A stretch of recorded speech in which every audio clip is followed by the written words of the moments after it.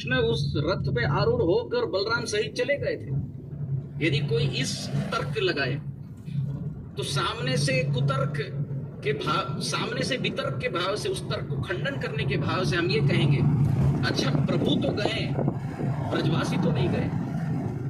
अच्छा ब्रजवासी गए, ब्रजगोपियां तो नहीं गई। भक्ति स्वरूपिणी, प्रेम शिरोमणि, मुकुटमणि श्रीमती राधा रानी ब्रज को नहीं छोड़ी। और यदि ब्रज छोड़कर कुरुक्षेत्र गई भी तो वहां जाकर प्रभु को स्मरण कराया वृंदावन का कि हे प्रभु, 100 साल के विरह के बाद यहां भेंट हो रही है, आप वही कृष्ण हैं, परंतु बहुत भेद है, अंतर बहुत है।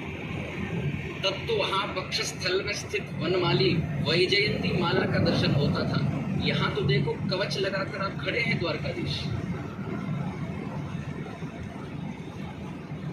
वहां तो लकुटी हाथ में गौचारण करने के लिए जो छड़ी होती है वो धारण करते थे वृंदावन में, यहां देखो हाथ में तलवार, क्या क्या नहीं रखा है। वहां वृंदावन में बछड़ों के पीछे भागने वाले गोपाल यहां घोड़ों को हाँक रहे हैं।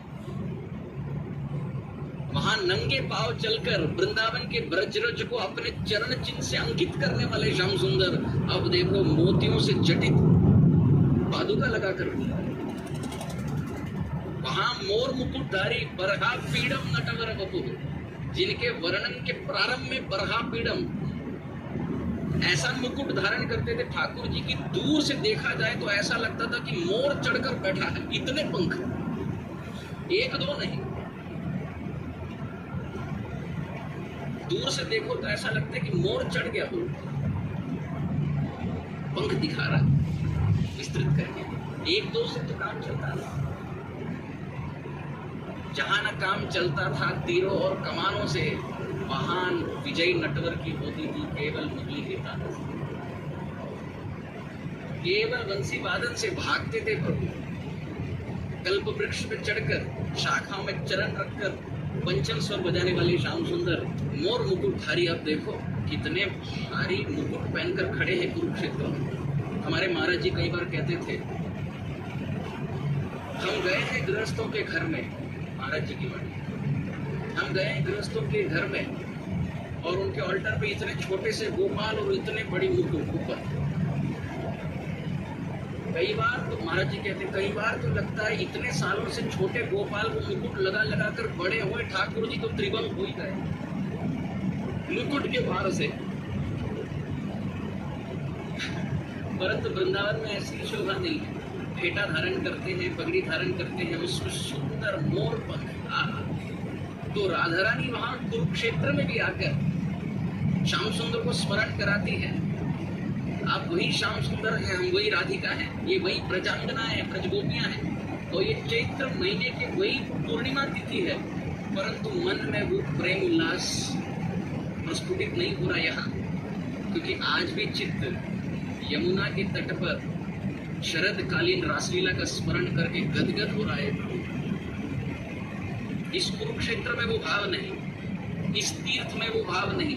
चलो आपको मनोरथ, बाहर के रथ नहीं, मन के रथ अथवा मनोरथ शब्द शैली खेल है, काव्य खेल है। आपको मनोरथ पे आरूढ़ करके हम गोपियां प्रेम डोरी से खींचती है। दाम बंधन लीला में एक डोरी लगाकर मैया ने खींचा, सदा सर्वदा यशोदा दामोदर रूप में विराजमान। हम देखो कितनी डोरी लगाकर आपको मनोरथ में आरूढ़ करके खींच रही हैं प्रभु। बस इसी भाव को राधा रानी मन में रखी पर व्यक्त नहीं कर सकी, केवल नेत्रों का संवाद है। इस जगत में भी केवल इशारे से बहुत कुछ कहा जा सकता है। कहाँ से आया ये जगत? यदि प्रतिबिंब स्वरूप है तो बिंब स्वरूप तो वो वास्तविक फल है, ये केवल फल का प्रतिबिंब है। तो उस जगत में श्रीमती राधा रानी कहना चाहती थी परंतु कह नहीं पाई, परंतु श्याम सुंदर इस मनोभाव को समझ पाए। इसलिए स्वयं जब राधा रानी के भाव अंग कांति को धारण करके कलिकाल में गौर सुंदर रूप में अवतरित हुए तो उन्होंने कहा, राधा रानी के चित्त में जो भाव था, जो केवल राधा रानी के चित्त कमल में विकसित हुआ और जिसकी सुगंध से मदमस्त होकर हम भ्रमर रूप में आकृष्ट हुए, इस भाव को जो राधा रानी के हृदय और कृष्ण के हृदय का रहस्यमय गुप्त संवाद था, इसको पूरे जगत में वितरित करूंगा। कृष्ण राधा रानी के भाव को भाव और कांति को धारण करके गौर महाप्रभु के रूप में अवतरित हुए और कृष्ण स्वयं उस पक्ष में खड़े हो गए जगन्नाथ के रूप में। मानो नेत्र खुले रह गए, विकसित भाव से खुले रह गए। कितना प्रेम, ऐसी अद्भुत अद्वितीय अपूर्व प्रेम दशा। एक भक्त पत्रम पुष्पम फलम तो यम क्या अर्पित करता है, प्रभु भीग जाते हैं। एक भक्त ने याचना की, गोविंद द्वारका वासीन कृष्ण गोपी जनप्रिय द्रौपदी देवी, प्रभु सदा सर्वदा भीग गए। तो ब्रजवासियों के प्रेम का तो कहना ही क्या, विशेष करके ब्रजगोपियों के प्रेम का तो कहना ही क्या, विशेष करके श्रीमती राधिका के प्रेम का कहना ही क्या। कृष्ण स्वयं इस भाव को अंगीकार किए, गौर महाप्रभु के रूप में इस पक्ष में खड़े हुए, जगन्नाथ के रूप में उस पक्ष में खड़े हुए। अर्थात जगन्नाथ वो कृष्ण है कुरुक्षेत्र में, जो कृष्ण द्वारकाधीश के रूप में खड़े होकर अपने ब्रजवासियों को देखकर नेत्र खुले रह गए और हाथ आगे आ गए मानो आलिंगन करने के लिए ब्रजवासियों को, और मुख देखो पूर्ण रूप से हर्षोल्लास से प्रफुल्लित होकर खिल गया और चरण तो दिखाई नहीं रहे जगन्नाथ जी। क्यों? क्योंकि ब्रजवासियों ने कहा, ब्रजगोपियों ने कहा, चलसी यत् प्रजा चारयन पशु नलिन सुंदरम नाथ दे पदम। हे प्रभु, आप क्यों भागते हो इन बछड़ों के पीछे, क्यों भागते हो? तो प्रभु ने कहा, अरे हम तो नंद बाबा के सुपुत्र हैं, हम ग्वाला बन के ना भागे तो कौन भागे? तो प्रजापति ने कहा, ब्रजगोपियों ने कहा, आपके क्या रक्तक चित्रक पत्रक नामक सेवक नहीं है? दूसरों को दे दो ना ये सेवा, तुम क्यों भागते हो बच्चों के पीछे? तो प्रभु ने कहा, हम भागे तो उसमें परेशानी क्या है? तो ब्रजगोपियों ने कहा,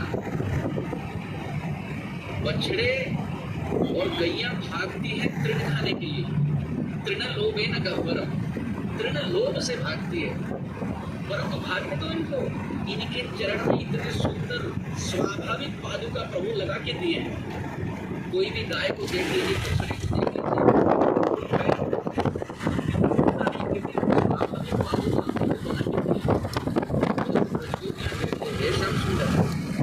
आपने उनके पादुका बनाए पर अपने पादुका रखे।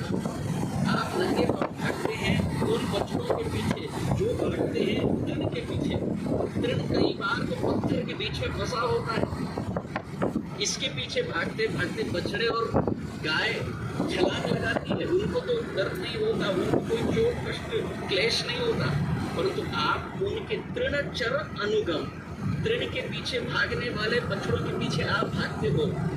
हमें डर है कहीं आपके सुकोमल चरण में ये पत्थर, ये अंकुर कहीं फंसकर आपको ठेस ना पहुंचे, आपको कोई दर्द ना, आपको कोई चोट ना।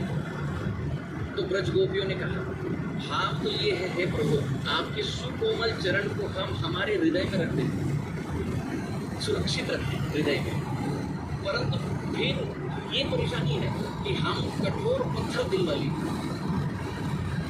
तो आप यदि आपके चरण हमारे हृदय में रखें और हमारा हृदय पत्थर दिल है, तो लगता है कि वहाँ जितना आपको चोट लगेगा बाबा, उससे अत्यधिक चोट यहाँ लग सकती है।